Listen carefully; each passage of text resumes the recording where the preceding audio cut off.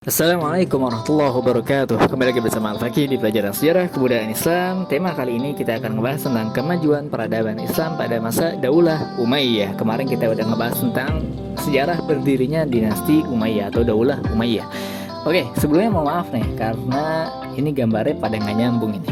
Apa ya, sebagai pemanis ya, maafin walaupun nggak manis. Oke, lanjut. Di bidang ilmu agama, jadi ada perkembangan dalam bidang ilmu agama di zaman Daulah Umayyah. Yang pertama ada penyempurnaan tulisan dan tanda baca Al-Quran. Pada masa Khalifah Abdul Malik bin Marwan, Al-Quran yang semula hanya ditulis dengan garis-garis ditambah dengan titik, baris atau syakal dan harokat. Tujuan penggunaan titik dan harokat tersebut untuk mempermudah orang-orang non-Arab membaca Al-Quran. Oke, jadi yang mana kita udah ngebahas waktu itu dulu di zaman Nabi Muhammad itu dan jauh sebelum itu tulisan Arab itu nggak ada titik, nggak ada koma, nggak ada a, i, u, nggak ada harokat gitu ya, nggak ada tanda baca gitu, jadi susah. Nah ini contoh kecil, kalian bisa lihat gambar nih, ada bacaan Al-Fatihah Bismillahirrahmanirrahim sampai waladhdallin itu nggak ada titiknya. Nah kira-kira kita bisa tahu nggak kalau ini dibaca ba, kalau ini dibaca ta, kalau ini dibaca sa, sya atau apa? Nah kira-kira susah kan? Nah itulah kenapa ada penyempurnaan tulisan dan tanda baca Al-Quran agar orang-orang yang non-Arab itu dapat dengan mudah mempelajari Al-Quran, membaca Al-Quran. Terus yang kedua ada ilmu qiraah atau cara membaca Al-Quran. Nah, selama era dinasti Umayyah banyak bermunculan ulama ahli qiraah. Istilah qiraah sab'ah mulai dikenal pada masa ini. Qiraah sab'ah merupakan seni membaca Al-Quran yang disandarkan kepada 7 ulama di bidang qiraah tersebut. Nah, ilmu qiraah itu nggak lepas yang mana pada sejarah di zaman Utsman bin Affan itu kan pernah ada terjadi perbedaan bacaan Al-Quran. Makanya Utsman bin Affan ini pengen seluruh umat Islam itu bacanya itu sama. Makanya dibuat satu mushaf sebagai rujukan utama cara bacanya, cara penulisannya yang disebut dengan mushaf Utsmani. Nah tapi walaupun hal itu pengen dilakukan, tapi kenyataannya masih ada aja gitu yang berbeda. Makanya terjadi lahirnya sebuah ilmu yang disebut dengan ilmu qiraah atau ilmu cara membaca Al-Quran. Makanya nanti kita jangan heran kalau misalkan nanti kita nemuin di suatu daerah atau di luar daerah kita di Indonesia itu ada perbedaan-perbedaan dalam membaca Al-Quran. Nah selama itu ada ilmunya, selama itu bisa dipertanggungjawabkan, ya udah kita jangan menyalahkan cara bacanya gitu. Oke lanjut. Yang ketiga ada kodifikasi dan penulisan hadis. Nah, banyak bermunculan hadis palsu. Untuk mengatasi hal tersebut, Khalifah Umar bin Abdul Aziz mengadakan pengumpulan dan penulisan hadis sahih sebagai sumber hukum kedua. Nah, karena itu masih ada keperluan dalam hal politik, yaitu nggak heran kalau di zaman tersebut itu muncul hadis-hadis palsu. Untuk apa? Untuk menguntungkan kelompoknya gitu. Makanya di situ Khalifah Umar bin Abdul Aziz, salah satu khalifah di zaman Daulah Umayyah itu punya inisiatif untuk mengumpulkan hadis sahih gitu. Terus juga ada ilmu tafsir Al-Quran. Nah, siapa orang yang bisa langsung paham dengan Al-Quran? Kan nggak ada. Makanya dibutuhkan tafsir Al-Quran, orang yang paham isi Al-Quran itu.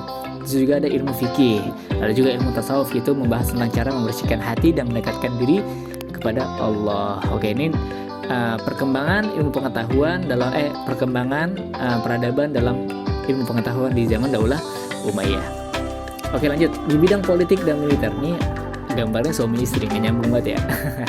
Oke, dalam rangka menjaga keamanan negara dan menghadapi pemberontakan kaum Syiah, dibentuklah pasukan keamanan. Pasukan tersebut adalah kepolisian dan al-hijabah, pasukan khusus pengawal raja. Oke, di situ perkembangannya ya.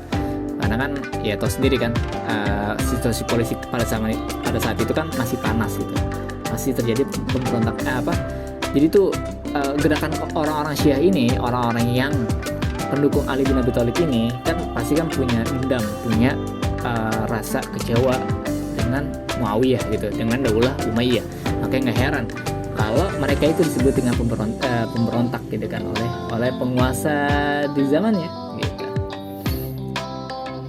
Terus di bidang ekonomi, mencetak mata uang sendiri, terus membangun sarana irigasi, terus membangun pabrik-pabrik, jadi membuka lapangan pekerjaan. Nah, di sini salah satu contoh koin atau mata uang di zaman Daulah Umayyah. Oke, di sini udah mulai maju dah. Terus di bidang ilmu pengetahuan dan seni budaya. Nah, pada masa Umar bin Abdul Aziz didirikan Pusat Kajian Ilmu, Seni, dan Filsafat, diberi nama Marbat. Berdirinya pusat kajian tersebut membawa dampak positif terhadap perkembangan ilmu pengetahuan, baik ilmu agama maupun ilmu umum. Bidang kesenian berkembang pesat pada dinasti Umayyah, khususnya ketika era kepemimpinan Hisham bin Abdul Malik. Beliau mengundang guru dari Persia, India, dan Romawi yang memiliki perkembangan seni yang lebih maju. Dalam bidang bahasa, dinasti Bani Umayyah mencatat rekor sebagai dinasti pertama yang pertama kali menetapkan bahasa Arab sebagai bahasa resmi negara. Penetapan bahasa Arab sebagai bahasa nasional terjadi pada pemerintahan Abdul Malik bin Marwan. Oke, di situ. Jadi segala bidang ilmu pengetahuan, bidang ilmu agama, bidang politik dan lain sebagainya itu di zaman Daulah Umayyah itu makin kuat. Nah, makanya di situ gak heran kalau Islam makin meluas ke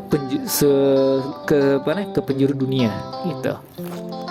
Jadi di sini kita pengen kenal nih, kalau Islam itu di zaman dulu itu pernah menjadi sorotan dunia, dalam artian itu banyak negara-negara sekarang yang menjadi superpower adidaya yang maju itu dulu nggak ada apa-apanya sama kerajaan-kerajaan Islam gitu. Banyak dari kalangan mereka itu yang belajar dari Islam. Tapi ketika di abad ke ada zaman ketika kerajaan-kerajaan Islam ini kalah gitu. Akhirnya banyak kemajuan umat Islam itu direbut oleh orang-orang Barat. Makanya sekarang ini ya lebih banyak orang Islam belajar ke luar negeri gitu kan, daripada orang luar negeri belajar ke dunia Islam gitu. Karena ilmu pengetahuan kita telah diambil. Karena dulu kita yang pernah menguasai dunia akhirnya kalah, dan akhirnya kita yang harus belajar dari mereka gitu. Nah, itu yang pengen kita kenal di pelajaran sejarah kebudayaan Islam ini gitu, untuk mengenal perkembangan Islam di dunia. Nah, itu. Oke, itu aja. Kurang lebihnya maaf. Wassalamualaikum warahmatullahi wabarakatuh. Jadi insya Allah di pertemuan selanjutnya kita akan ngebahas lebih dalam lagi tentang perkembangan peradaban Islam di zaman dinasti Umayyah. Ini hanya secuil daripada apa yang akan kita kenal. Oke, bye-bye.